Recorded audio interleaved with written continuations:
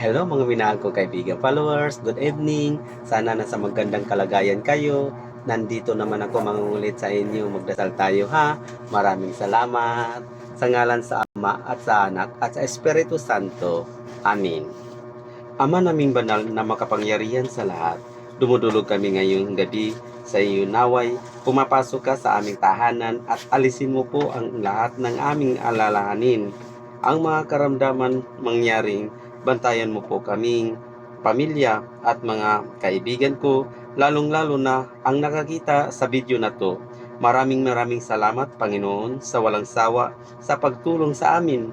Bukod doon, binibigyan mo pa kami ng kapayapaan, pag-ibig at kasiyahan. Idinadalangin namin ito sa pangalan ni Jesus. Amin. Sa ngalan sa Ama at sa Anak at sa Espiritu Santo.